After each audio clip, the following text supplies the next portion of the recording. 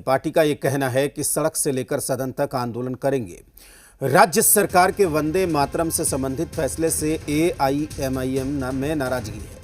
शैक्षणिक संस्थानों में वंदे मातरम के गायन के संबंध में सम्राट सरकार ने फैसला लिया है। उधर बीजेपी का कहना है कि राष्ट्रगान और राष्ट्रगीत पर फैसला स्वागत योग्य है। विरोध करने वाले राष्ट्र विरोधी हैं। तस्वीरें किशनगंज की हैं।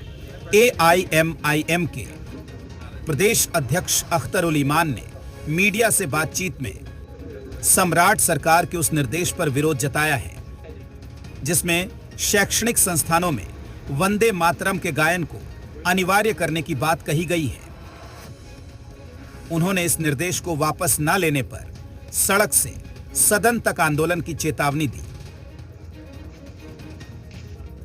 लेकिन आज ये अनिवार्यता, क्या ये स्कूल, क्या सरकारी संस्थान, अगर हिंदू राष्ट्र बन गया है देश, तो गवर्नमेंट को चाहिए कि हिंदू राष्ट्र का डिक्लेरेशन कर दे, फिर जो चाहे वो करे। लेकिन सेकुलर स्टेट, एक डेमोक्रेटिक स्टेट में इस किस्म का फैसला करना चोर दरवाजे से हिंदू राष्ट्र को स्थापित करने का एक नापाक षड्यंत्र है। हमारे नेता जनाब अख्तर उल ईमान साहब को लड़ना आता है, हम उनके साथ हम सब लोग खड़े हैं। इससे पहले भी एक फरमान जारी हुआ था, मुझे याद है, उस वक्त हम पॉलिटिक्स में नहीं थे, उस वक्त हम एजुकेशन पढ़ाई कर रहे थे। जब सूर्य नमस्कार की बात आई थी तो उसमें अगर सबसे पहले आवाज कोई उठाया था तो वो जनाब अख्तर उल ईमान साहब ही थे, जिसके वजह से स्कूलों से उसको हटाया गया था।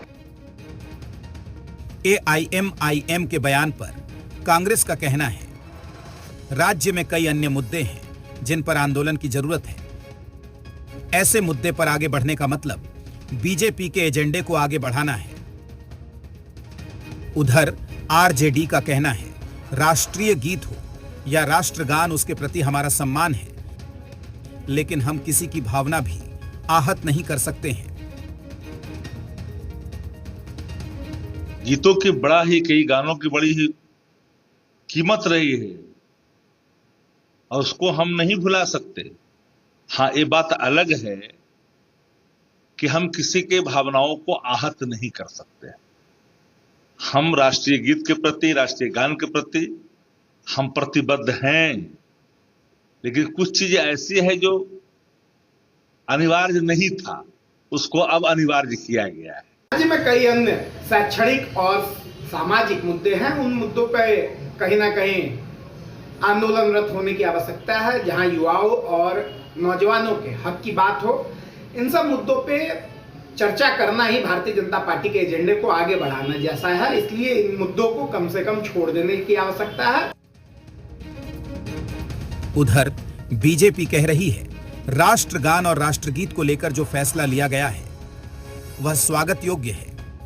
जो लोग इसका विरोध करते हैं वह राष्ट्र विरोधी हैं। माननीय मुख्यमंत्री जी का यह फैसला कि राष्ट्रगान और राष्ट्रीय गीत को हर स्कूल में प्रतिदिन गाया जाएगा, स्वागत योग्य कदम है। इस फैसले का हम स्वागत करते हैं। राष्ट्रगान और राष्ट्रीय गीत हमारे भारत का आन बान और शान है। जो इसका विरोध करते हैं वह राष्ट्र के विरोधी हैं, देश के विरोधी हैं। सम्राट सरकार ने शैक्षणिक संस्थानों में राष्ट्रगान और राष्ट्रगीत के गायन को लेकर गाइडलाइन जारी की है, जिस पर यह विवाद हो रहा है। हालांकि एआईएमआईएम के अलावा किसी और दल का विरोध सामने नहीं आया है। पटना से सन्नी के साथ अमित, जी।